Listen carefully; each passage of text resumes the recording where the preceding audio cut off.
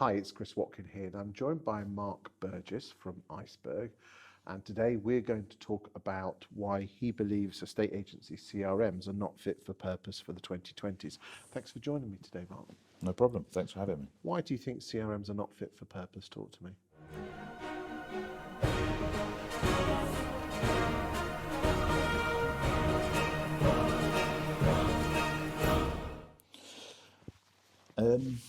The CRMs that estate agents use at the moment are storage systems.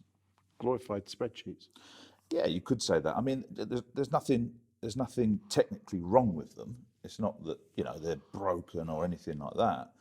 The problem is the way that business works in certainly this decade, definitely the decade before, I would say as well, and possibly even the decade before that, doesn't align with the way that those systems work. So those systems were introduced into estate agency, some even in the 90s, definitely in the 2000s they were adopted heavily. And they were a way of moving away from having an applicant box and having filing cabinets. Hot boxes. And yeah. Because the wonderful thing about those is that you could lift it up and read it and see all the little soft bits, and you couldn't lose them. Because I often find with CRMs is that they're almost like a big well that you chuck something in, but nothing ever comes out. Yeah, so in principle, they were reasonably easy to shift over to because nothing in the business had to particularly change. It was just we were going to do it on a computer now instead of on a piece of paper. And then, even at the time, portals weren't the be-all and end-all. A lot of companies wouldn't leave their newspaper advertising. They were like, no, we can't risk doing that. And gradually, over time, that's changed, obviously. But what you've got now is you've got a situation whereby agents see the CRM at the heart of their company, and then they have all of these other things around the outside of it. They maybe do email marketing, maybe they do instant valuations, maybe they do some prospecting letters or leaflets, or whatever else they do is outside of that CRM.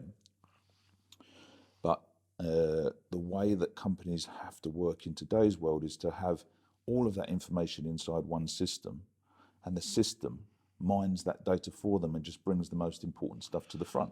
So basically, the system with all the names and addresses is talking to all the other add-ons to make sure that there's connectivity, that they actually start working for each other. Yeah, because when you, like an estate agent would say, oh, this system, like you say, has got all of our names and addresses in.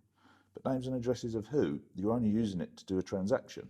So if someone's not doing a transaction, what's the point of having prospecting data in your CRM? But I mean, if they put a 3-bedroom semi on and they just, they list everyone that wants 3-bedroom semis, they press a button and hey presto, the brochures go out. Isn't that the job of the CRM, or do you think it needs to be more? I think it needs to be more because that doesn't work very well in estate agency software. It's a bit of an afterthought, which is why people end up not registering with estate agents and they just do their searches on the portals, because the portals can give them a little bit more accuracy and they're not hounded and they're not sent loads of irrelevant stuff. If they are, they can refine their details whenever they want. Estate agency software in the very beginning didn't have matching and then eventually sort of added it in, but it's very clunky. It's still done the same way that it was designed 20 years ago. Which is location, bedrooms, price. It's not even location, because most of the softwares, their locations are not linked to something like a Google map. It's you make a location up and now you've got a tick box you could put at the end of the street if you wanted. So it becomes difficult because people generally aren't just looking in Grantham. They're looking for a specific estate or area, or close to a school, for instance. You can't really do that because your list would be ridiculous.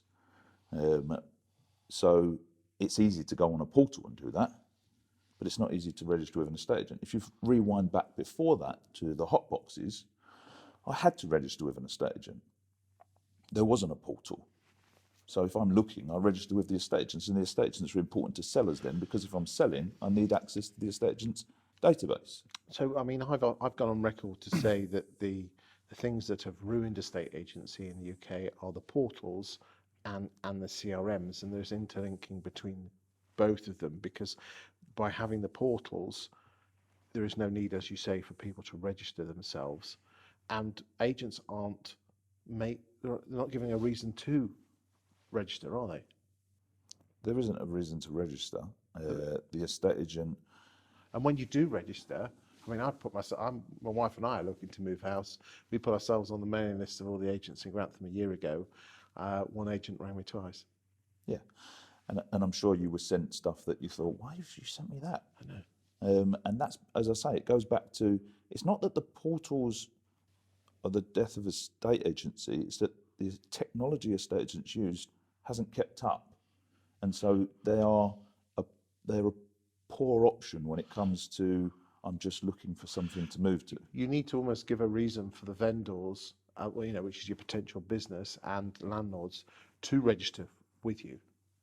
Absolutely. And estate agents have tried that. During lockdown, lots of people said, right, it's time to, put your stuff on your website before you put it on the portals, but they don't have the technology to really deliver the experience for the customer. I mean, of course, if you don't mind me saying, you do run your own CRM system in Lifecycle 2, and I don't want this to be a promotional out-and-out video, but what does Lifecycle 2 do? What does it do? And and again, there's going to be other CRM firms watching this. What does it offer the agent that's going to be advantageous to the agent and the client? So the way that we approached it with Lifecycle 2, because it looks at the whole ecosystem of a business, just when it comes to property matching, we see property matching as relatively rational. I know people might say, oh yeah, but someone, you can always think of a house that someone wants that you can't think a computer won't pick up. And yeah, that may be true, but the problem with CRMs at the moment is that an estate agent looks at their list of buyers, and as you say, it's just a big well of, it is. I don't know, where do I go from here? There's good, there's crap, there's awesome, there's even more crap. Precisely. So we looked at it and we thought to ourselves, there's no real need for this to be taking up and become so complicated in an estate agent's life anymore. Because if I move from one estate agent to another estate agent, the way you register somebody is still the same. You don't suddenly start asking what their favourite football team is. It's the same questions. Have you got a mortgage? Okay. Have you got a house to sell? Okay. Why are you moving? So we said, well, why don't we just allow people to register themselves into the system? Because then we can get away from all of these awkward conversations over the phone about, have you got your mortgage sorted? I don't want to talk to you about that, and blah, blah, blah, blah, blah, blah. Okay. So people register themselves into the system. Okay, so that's the first thing. I mean, we've only got a couple of minutes left before we've got... That's the first thing. The second thing is then what the system does is it uses an algorithm, artificial intelligence, if you want to call it that, to suggest properties to those people based around the same ideas as how Netflix suggests movies to you. Right. So the agent doesn't look stupid by saying, here's a property that's 10 grand over what you said. And that all of this is happening automatically. Okay. So that's great for the buyer, but what's great for the estate agent about? So for the estate agent, what's happening is that 24/7, 365, people are registering into their system fully qualified.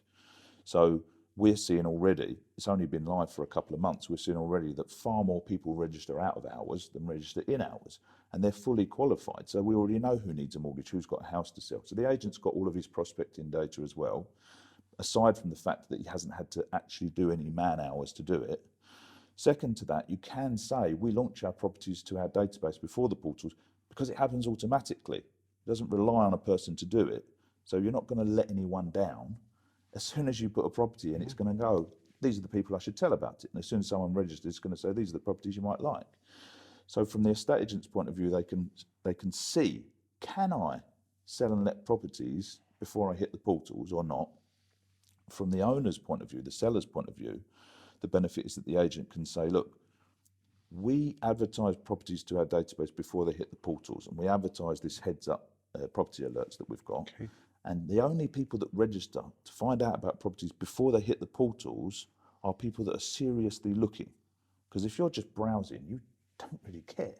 But if you're seriously looking, then you want to find out about properties before they hit the portals. Therefore, we have the most vital database sitting inside our own hands and no one else has access to it.